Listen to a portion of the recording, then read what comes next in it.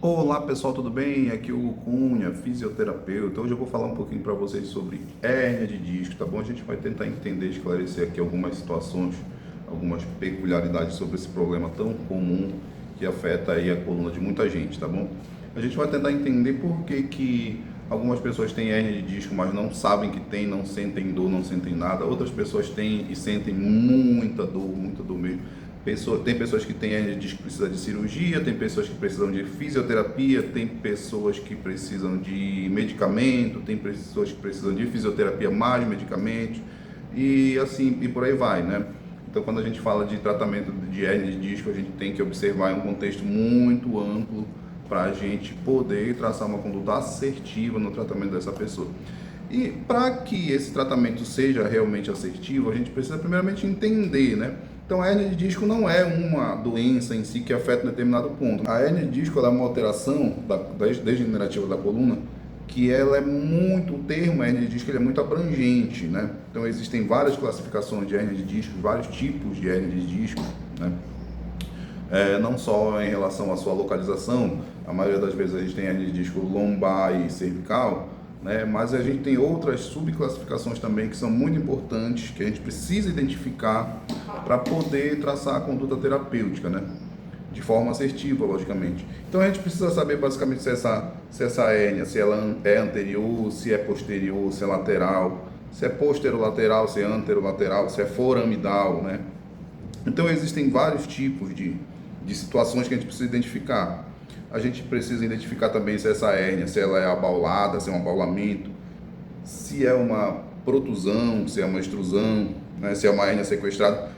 São vários tipos, né, como falei. Por cada classificação vai demandar um grupo específico de tratamento. Geralmente a gente chama de tratamento multimodal, são várias modalidades envolvidas no tratamento, mas o que vai determinar esse conjunto de modalidades é a identificação, né, dessas características específicas da hérnia de disco. Então, entendendo todo esse contexto, aí a gente parte realmente para a parte prática, que é o tratamento em si, né? E aí que o negócio começa a complicar. Qual que é o melhor tratamento para o paciente que tem hérnia de disco, né? Então, uma vez que a gente identifique que tipo de hérnia de disco, a gente identifique todas as características e peculiaridades do problema daquele paciente em específico, a gente parte para a conduta terapêutica. E aí que entra a questão do raciocínio clínico do profissional, porque não é uma receita de bolo, não é algo que você vai achar um protocolo pronto. Na grande maioria das vezes, os tratamentos baseados em protocolos prontos, eles acabam não funcionando, né? Porque quando você aplica um protocolo pronto, você acaba deixando de lado alguns fatores que são importantes para o tratamento, que estão dentro desse contexto biopsicossocial, né? E acaba fazendo com que o tratamento não tenha o resultado adequado. Não existe um grupo de exercícios específicos para quem tem hérnia de disco, isso é importante frisar, tá? Tem exercício que vai fazer bem para um paciente, mas esse mesmo exercício pode não fazer bem para outro paciente. Isso geralmente a gente vai conduzindo na prática clínica, né? Baseado nas informações que a gente tem específicas daquele paciente, a gente consegue entender qual o melhor exercício, se precisa de exercício. Em alguns momentos o paciente não pode fazer exercício, em outros momentos o paciente deve fazer exercícios, né?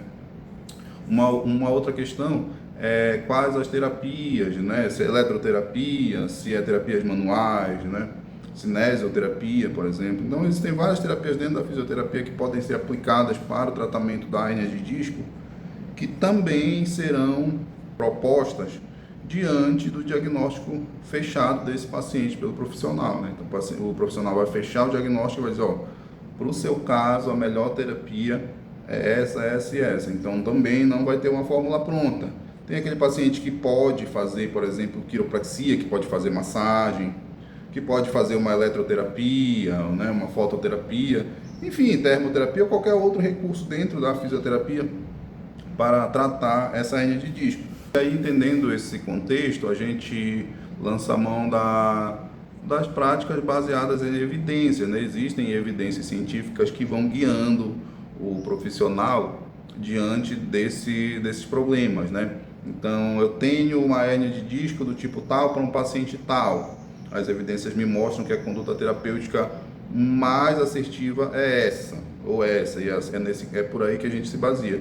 Não, isso não quer dizer que as evidências científicas tragam um protocolo pronto de tratamento, não. O profissional sempre vai ter que ter essa capacidade de raciocinar clinicamente para desenvolver o melhor trabalho possível para aquele paciente.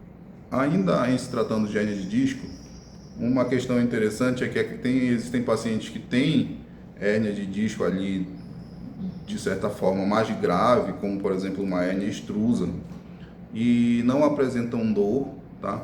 E aí tem aqueles pacientes também que têm uma hérnia ali inicial, como um abaulamento, por exemplo, e acabam sentindo muita dor, né? E aí isso a gente volta lá, porque eu falei lá atrás, que são as individualidades de cada paciente. E isso também é importante a gente identificar, porque cada caso demanda um tratamento específico, né? Uma outra questão importante é a gente frisar que é a questão do tratamento farmacológico, né? O tratamento farmacológico está dentro dos tratamentos conservadores, né? Então, tudo aquilo que não é cirúrgico, do ponto de vista da hérnia de disco, a gente vai chamar de tratamento conservador. Então, vai ter o tratamento farmacológico baseado em fármacos, né, em medicamentos, fisioterapias, algumas terapias integrativas podem ser utilizadas, né, nesse contexto, mudanças de hábitos diários, perda de peso, mudança de hábitos alimentares, enfim, aí é um mundo a se observar, né?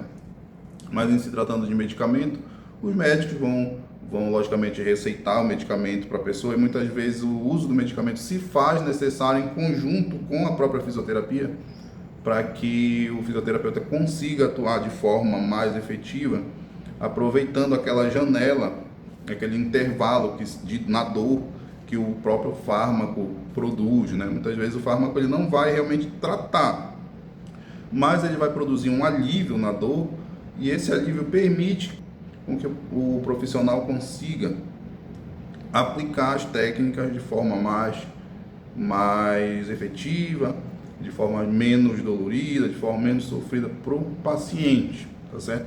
Então, o tratamento farmacológico ele pode sim muitas vezes estar atuando em conjunto com a fisioterapia. Uma outra combinação é tratamento cirúrgico mais fisioterapia. Pode também ocorrer. Muitas vezes a gente se depara com um paciente que o caso dele é cirúrgico, e a gente tem um conjunto de padrões que a gente identifica que determinam, esse paciente que é cirúrgico, esse que não é, né? É importante isso porque muitas vezes o paciente cria aquela expectativa de que vai ficar bom no tratamento conservador, e o profissional, de forma alguma, eu pelo menos como profissional da área, não alimento essa esperança no paciente se realmente não houver ali uma chance desse paciente melhorar no tratamento conservador, tá? Em alguns casos, nos casos mais extremos, está em torno aí de 5% dos casos de hérnia de disco, eles são cirúrgicos, né? Então, é claro, se a gente identifica que é cirúrgico, e a gente na fisioterapia, a gente não faz cirurgia, logicamente, então a gente não pode tá segurando esse paciente, tá criando essa expectativa, né, criando mais esperança, e sendo que o paciente vai continuar sofrendo cada vez mais, né? Então, nesse caso, seria a gente orientar o paciente a realmente já a fazer a cirurgia, né? Mas nesse contexto cirúrgico, nós profissionais fisioterapeutas também atuamos, certo? Né, tanto no pré-cirúrgico, né, na preparação do paciente para a cirurgia, quanto no pós-cirúrgico, principalmente no pós-cirúrgico, né? Então chega um momento da cirurgia, uma vez essa cirurgia sendo feita, ocorreu tudo bem, ficou tudo legal, o médico vai liberar esse paciente para a fisioterapia, então o fisioterapeuta recebe esse paciente e a partir dali assume toda a conduta, claro que sempre baseada na individualidade do paciente, tá bom? Então a fisioterapia ela vai atuar basicamente em todos os contextos da hérnia de disco, tá bom? A gente vai atuar tanto na prevenção, tá? Então, se a pessoa já tem ali um histórico na família, né, de hérnia de disco, pessoas na família que tem hérnia de disco, a pessoa já tem ali um histórico de dores, eventuais dores na coluna, né, tudo isso, então às vezes vale a pena fazer uma avaliação com o fisioterapeuta para de repente se antecipar a um problema como esse, né? Muitas vezes mudanças pequenas fazem com que você tenha uma prevenção aí gigantesca, né? Às vezes vale muito mais a pena você prevenir do que realmente ter que tratar depois. Então a gente vai atuar nesse contexto preventivo, a gente vai atuar no tratamento em si, né? Então quando se trata de hernia de disco, o fisioterapeuta ele é um dos profissionais que mais vai atuar nessa questão do tratamento da hernia de disco, né? Porque mais de 90% dos casos de hernia de discos, eles são casos que não cirúrgicos, então eles podem sim ser tratados no tratamento conservador. Então é isso, pessoal, eu tentei ser breve, mas assim, o vídeo provavelmente vai ficar um pouco longo, porque são muitas informações a serem passadas, são muitos detalhes, mas eu espero de alguma forma ter ajudado, de alguma forma com esse vídeo aí, ter sanado algumas dúvidas de vocês, tá bom? E aí, precisando de mais informações também, é só entrar em contato e qualquer coisa estamos às ordens, tá bom? Muito obrigado.